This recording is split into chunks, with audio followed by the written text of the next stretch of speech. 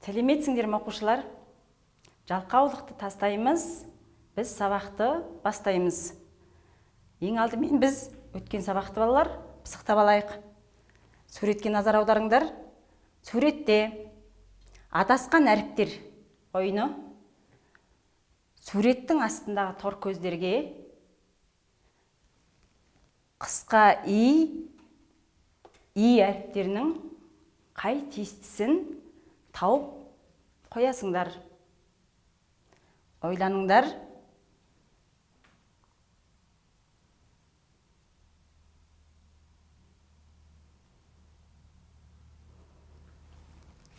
Түйе, түйе.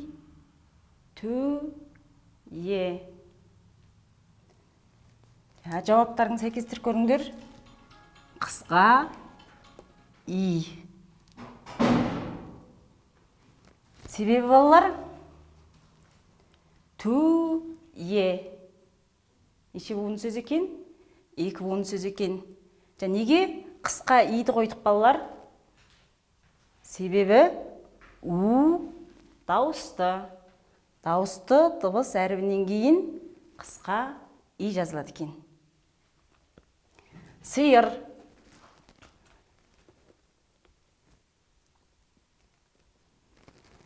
Дауысты и әріп. Себебі с дауыссыз. Дауыссыздан кейін дауысты и әрпі жазылады екен балалар. Сиыр. Сиыр. Екі буын сөз екен. Келесі тиын. Бұл ақша, тиын, жануар. Олай болса балалар, қандай и? Т дауыссыз, дауыссыздан кейін дауысты и әріп.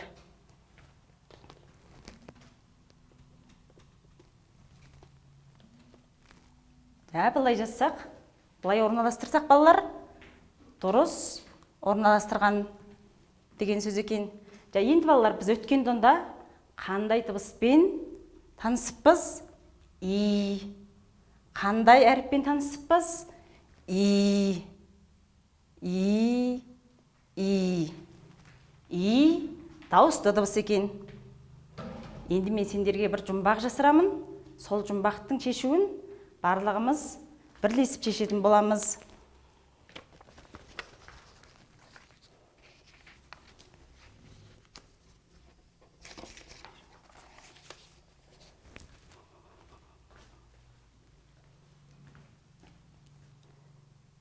Жұмбақ. Борап қойған сағаттай. Айқайлайды таң атпай. Өздерің бір оқып шығыңдар кәне. Қайталап, ілесіп оқыңдар. Жұмбақ. Борап қойған сағаттай. Айқайлайды таң атпай. Шешуін ойланып табайық балалар. Қолдарыңа қалам, қарындаш, қағаз алып, шешуін, осы жұмбақтың шешуін бірлесіп сызатын боламыз.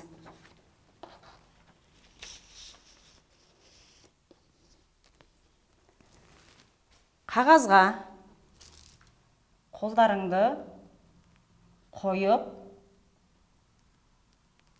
айландырып сызасыңдар. Нақсап.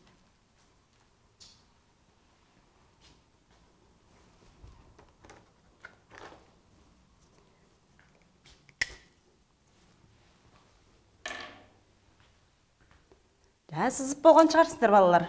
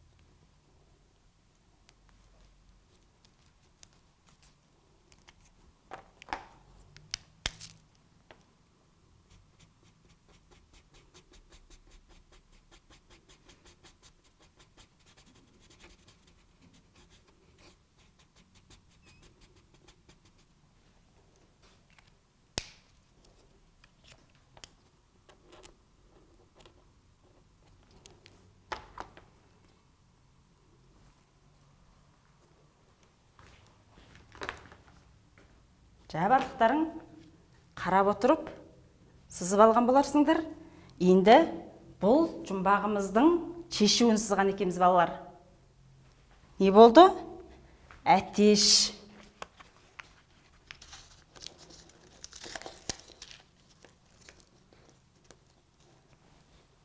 Бақшада жүрген әтеш сыздық. Олай болса біздің жұмбағымыздың шешуі әтеш екен. Барлығымыз енді осы әтеш сөзін кірістіріп, сызба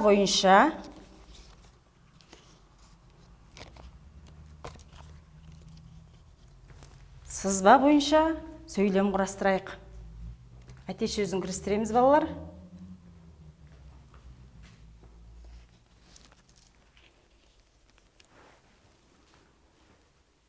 Ойланайық.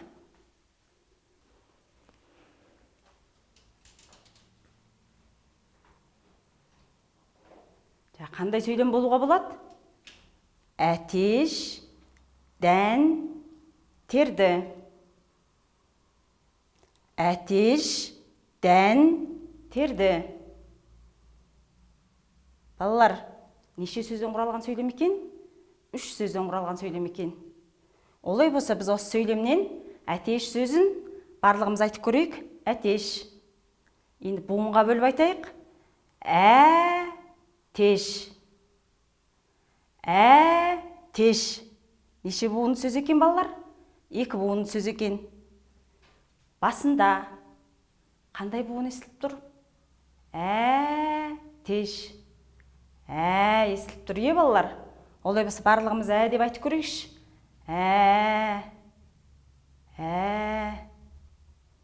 Дегенде балалар, дыбысымыз қалай шықты? Аузымыз қалай ашылды? Айтып көріңдер. Дыбысымыз созылып, жағымыз барынша төмен түсіп, дыбысымыз еркін шықты. Ауыз қуысымыз кең ашылды. Олай болса балалар, дыбыс кедергіге ұшырамай шыққан дыбыс қандай дыбыс болушы еді? Дауысты дыбыс болады. Дауысты дыбыс екен балалар. Олай болса, біз енді дыбысының таңбасы әріпімен танысамыз.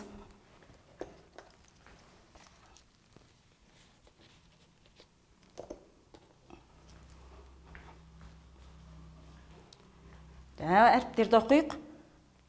Баспаша үлкен баспаша кішкене жазбаша үлкен жазбаша кішкене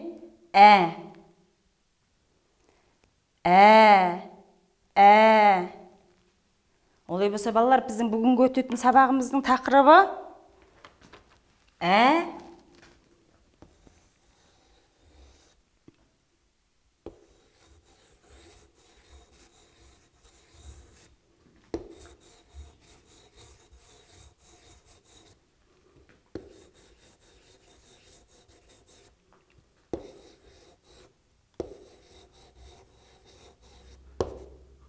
дыбысы мен әрпі.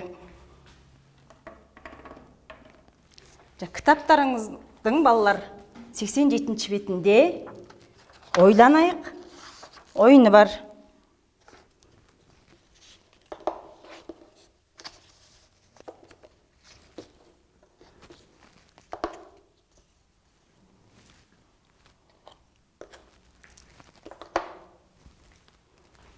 Бұнда мәлін деген жануар екен. Бұл жануар мәлін деген. Осының айлана әріппен қоршалған. Осыдан біз балалар тек қана әріпін тауып белгілейміз.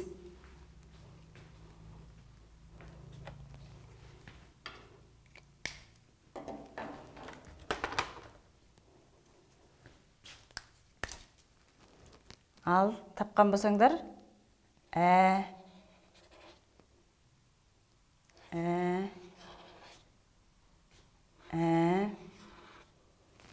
Басқа әрпі бар ма балалар? Жаңағы біздің мәлін деген сөзде әрпі бар екен.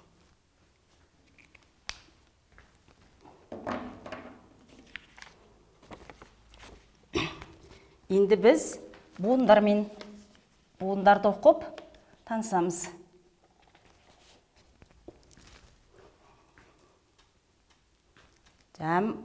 Лесіп отырып оқыңдар балалар. Нә, рә, жә, лә, кә, пә, дә, зә. Біз бірыңғай ашық буындарды оқып алдық. Енді тұйық буындар. Әй, әл, әр, әз, әң, әж, я, ән. Қайталап. Нә, рә, жә, лә, кә, пә, дә, зә, әй, әл, әр, әз, әң, әж, я, ән.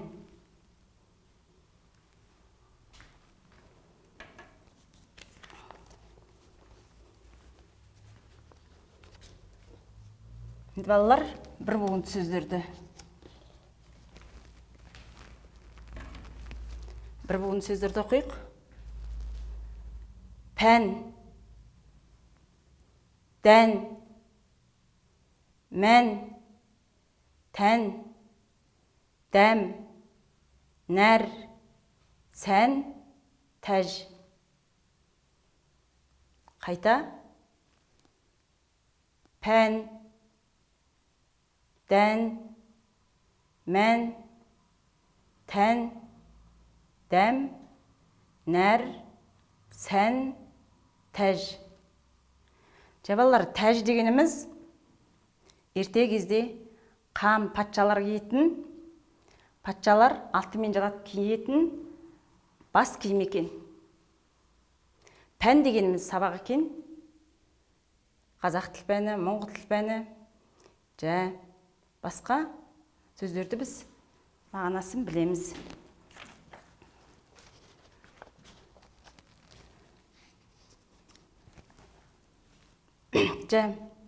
Бұнда екі буынды сөздер екен. Әлі, әсу, әсу, әрі, әрі, әли, әли, әже, әже, әне, әне, әуе, әуе, әке, әке. Бірінші буындағы дауысыны не құрдым? Созын құрап оқысақ балалар, келесі буынды қосуымызға қолайлы болады екен. Әке. Балалар, қарап отырсақ балалар, сөздің басында және ортасында кездесіп жатыр. Әріп. Енді біз жазбаша әрпін жазып үйренейік балалар.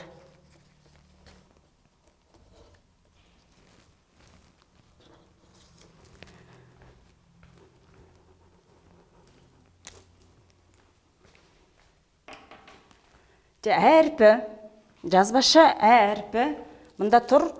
Бұл солға қараған жарты доға, жалғаса көлбеу сызықты дәл доғаның ортасына дейін түйістіру арқылы жазады екен. Үлкен жазбаша әрпін. Кішкенесі де солға қараған жарты доға, жалғастыра көлбеу сызықты доғаның дәл ортасына дейін түйістіріп жазады екен.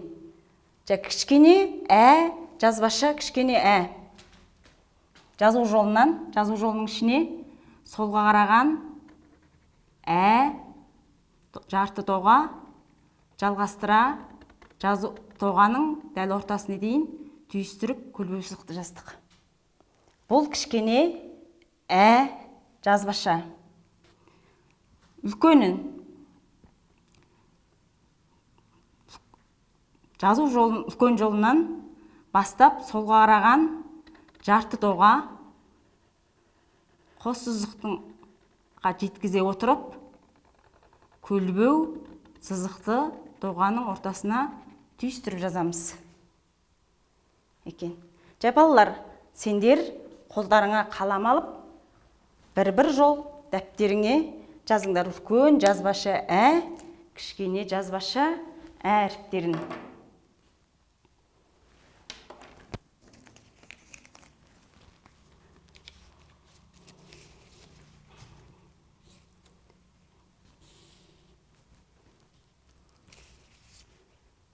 Оқиық балалар. Әсел, әділ, әсем. Әсел, әділ, әсем. Бұл бірыңғай кісаттар екен. Кісаттар қандай әріппен жазылады балалар? Үлкен әріппен, бас әріппен жазылады екен, е? Әзіл, әдеп, әкім.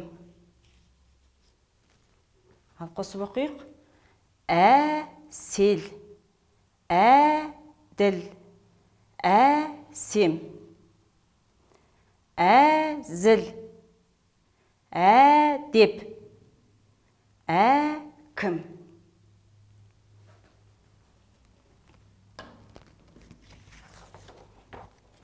Келесі тапсырмамыз.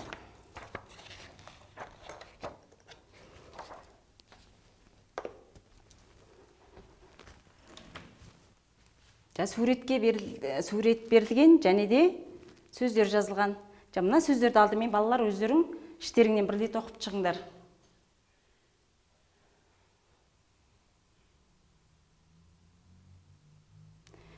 Суретті сөздермен үйлестіреміз балалар. Үйлестіреміз. Мұнда дәрігер, дәрігер, дәрігер.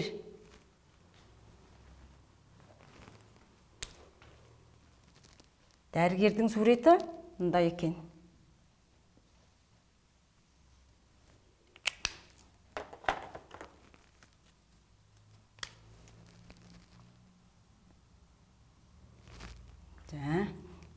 Келесі тәж, тәж.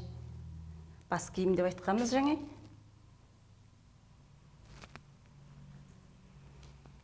Әнші бала, әнші. Келесі сәбіз.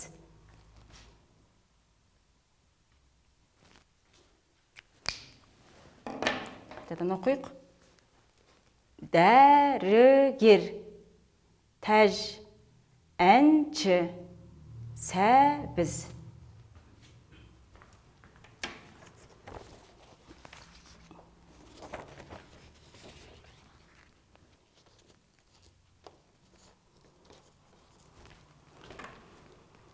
Балалар, суретке қарайық. Және сөйлемдер беріліпті. 4 сөйлем берілген екен. 4 сөйлемді түсініп оқып алайық та, суретке қай сөйлеміміз сәйкес келетінін табайық. Әжем, жіп, иіріп, отыр. Әжем, жіп, иіріп, отыр.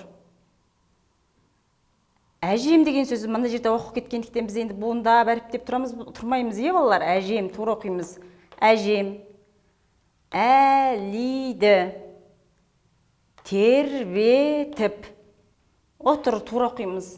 Отыр деген сөз қайталанып жатыр. Қайталанып жатыр. Әжем, әлиді, тербетіп, отыр. Біз бұнда балалар қайталанған сөздерді отыр, отыр, отыр, отыр, тура әріптемей оқиды екенбіз қайталанған сөздерді. Әжем, әжем, әжем, әжем, тура оқып, көзімізді үйретуіміз қажет, балалар, жылдам оқуымызға әсерлі. Әжем әлиді тербетіп отыр. Әжем тамақ ішіп отыр. Әжем тамақ ішіп отыр. Әжем от жағып отыр.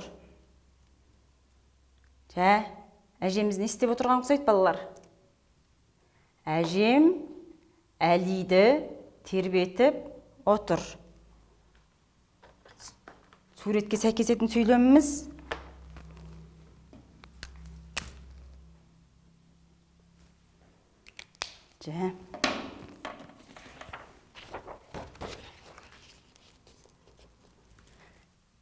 Әсел түйме қадады.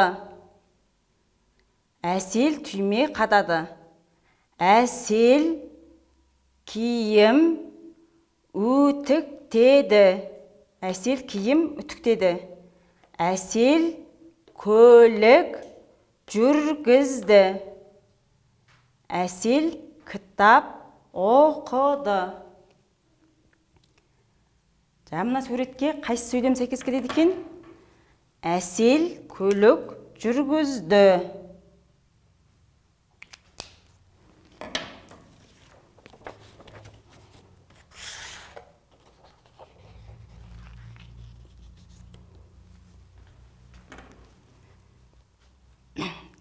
Сәуле жейде тоқыды. Сәуле жейде тоқыды. Сәуле ұйықтап жатыр. Сәуле ұйықтап жатыр. Сәуле ән айтты. Сәуле үй жинады. Сәуле үй жинады. Қай сөйлем сәйкес келеді балалар? Сәуле ұйықтап жатыр. Екінші сөйлем.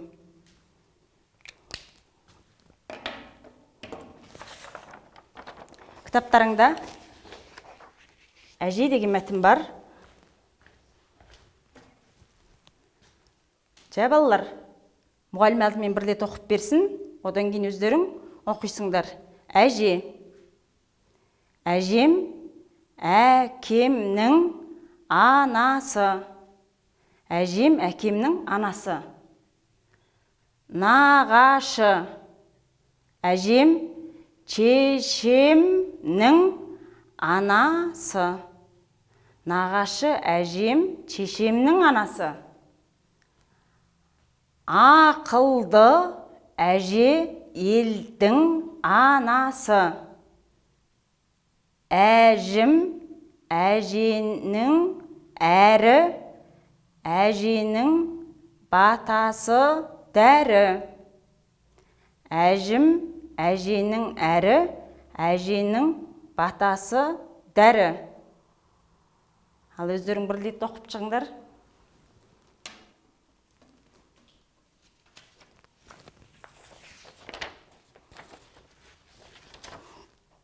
Мәтінді оқығанда балалар түсініп отырып оқуымыз керек. Сөйлеміне тоқталып, түсініп, не туралы, кім туралы шығып жатыр деп түсініп оқиық, балалар.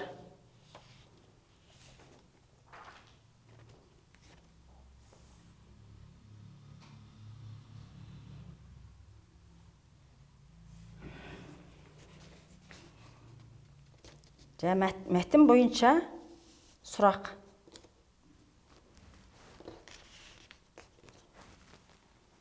Бірінші сұрақ, балалар, әкеңнің анасын кім дейсің?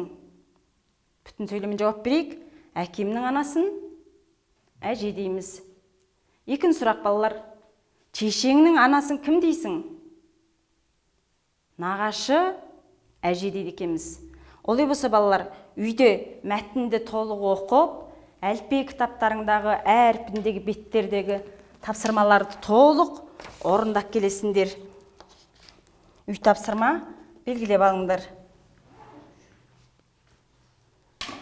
Сабақ бітті, сау болыңдар балалар. Сабағымызды жақсы оқиық. Кездескенше сау болыңдар.